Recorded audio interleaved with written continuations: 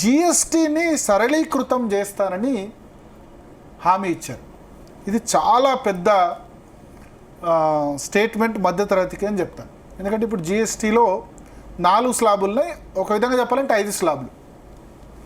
ఒకటి 0, అంటే పూర్తిగా జిఎస్టీ నుంచి ఎగ్జెంప్ట్ చేసినవి, 0% GST.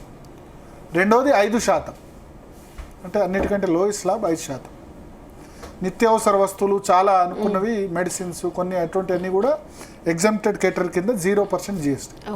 5% second, next 12% next third 18%, fourth 28%. 28% అంటే కొంచెం లగ్జరీ ఐటమ్స్. 5% అంటే మీరు రెస్టారెంట్లో ఫుడ్ తిన్నారనుకోండి, దాని మీద సర్వీస్ ట్యాక్స్ జిఎస్టీ 5% ఉంటుంది. 12% జిఎస్టీ కొన్ని వీటి మీద ఉంది. ఇల్లు కొంటే 5% జిఎస్టీ ఉంది ఇల్లు కొంటే కనుక.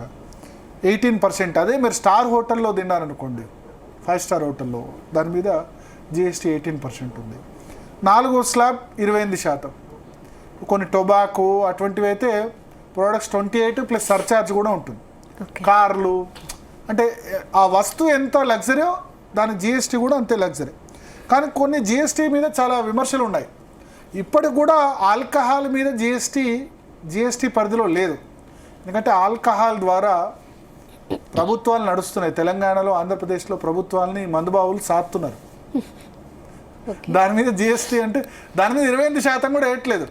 ఒక మందు బాటిల్, క్వార్టర్ బాటిల్ ఓ 10 రూపాయలకు 12 రూపాయలకు తయారైతే 120, 150కి అమ్ముతున్నారు. అంటే ట్యాక్స్ ఎంత విధంగా ఉందో చూడండి. జిఎస్టీ వేస్తే 10 రూపాయలకు తయారైతే 28% అంటే మ్యాక్సిమం 10 రూపాయలకు తయారైన దాని ఎంఆర్పి ఉంటే మ్యాక్సిమం దాని మీద ఎంత వేయచ్చు? ఓ 2.5, 3 రూపాయలు వేయచ్చు. 10 రూపాయలు తయారైతే 13 రూపాయలకు అమ్మాలి.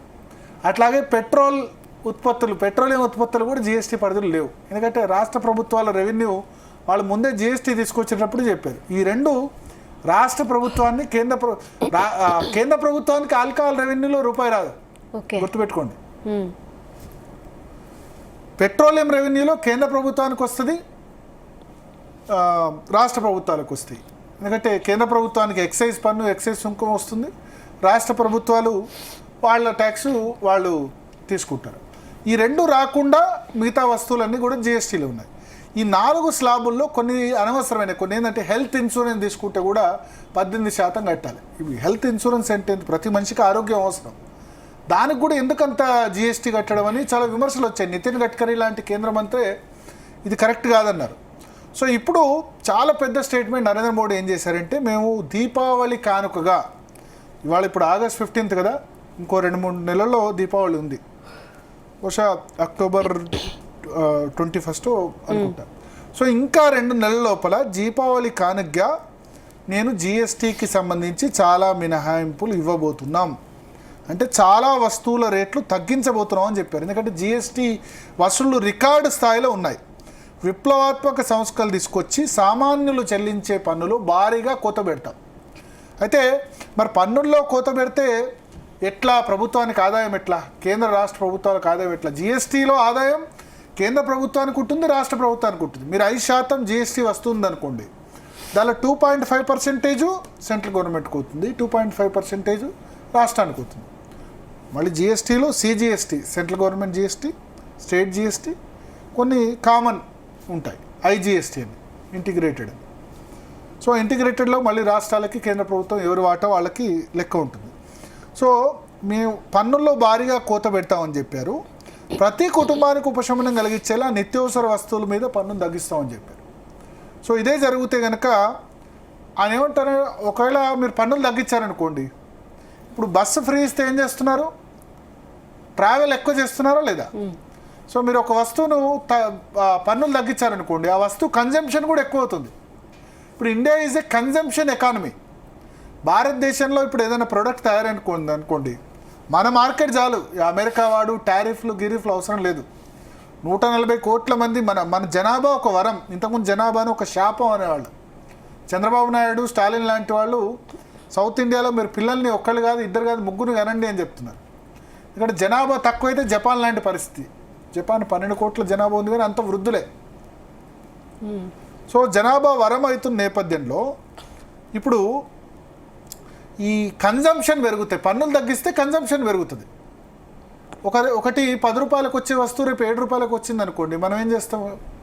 30% డిస్కౌంట్ ఉందంటే, డిస్కౌంట్ అంటే ఎందుకు వెంటబడతారు? 30% డిస్కౌంట్ అంటే మనకు అవసరం ఉన్నా లేకున్నా ఒక టీవీ 30% డిస్కౌంట్ వస్తుందట, ఇప్పుడే కొనేద్దాం, తీసేసుకుందాం అని మధ్యతరగతి వాళ్ళు ఆలోచిస్తారు. సో దట్ అల్టిమేట్గా ఏంటంటే ఆ జిఎస్టీ వసూలు తగ్గదు, కన్జంప్షన్ పెరుగుతుంది. ఒక టీవీ కొనేవాడు 2 టీవీలు కొంటాడు. ఓకే, ఒక లగ్జరీస్ వస్తువు, ఒక షూ కొనేవాడు 2 షూస్ కొంటాడు డిఫరెంట్గా. ఓ రోజు ఆదివారం రోజు ఫంక్షన్కి ఒక షూ, లేకపోతే ఇంకో మామూలు డేస్కి ఒక షూ అని చెప్పి. సో పన్ను తగ్గితే అల్టిమేట్గా అది మధ్యతరగతికి భారం తగ్గితే కనుక కన్జంప్షన్ కూడా పెరుగుతుంది. తద్వారా కన్జంప్షన్ పెరిగితే ఎకానమీ బాగుపడుతుంది. అంటే మనీ రొటేట్ కావాలి. ఇప్పుడు ఒక్కరి చేతిలోనే మనీ ఉందనుకోండి, ఏది బాగుపడదు.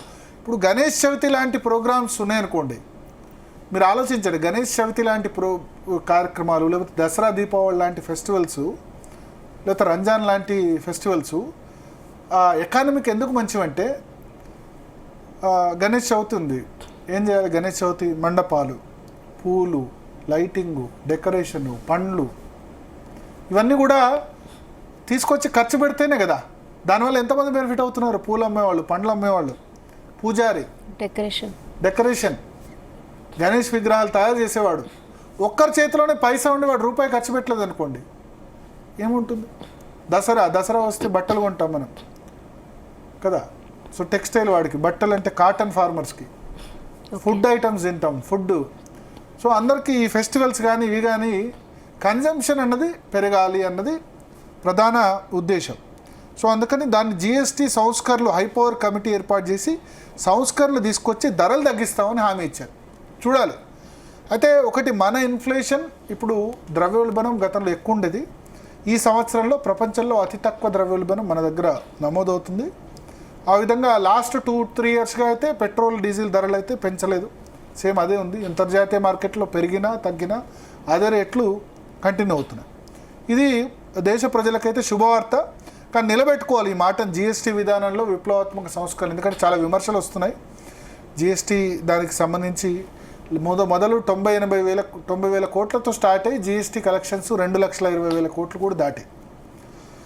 ఇక రెండవది, అంటే 8 సంవత్సరాలు అయింది. 2017లో జిఎస్టీ తీసుకొచ్చారు, 2025 అయింది. అంతకుముందు రకరకాల సేల్స్ ట్యాక్స్, రకరకాల ట్యాక్సులు పోయి ఒక యూనిఫామ్ ట్యాక్స్ ఉంది. మోరార్లెస్ ఒక ఆల్కహాల్, పెట్రోల్ తప్ప దాదాపు దేశంలో ఉన్న అన్ని ట్యాక్స్లు కూడా జిఎస్టీలో కలిసి.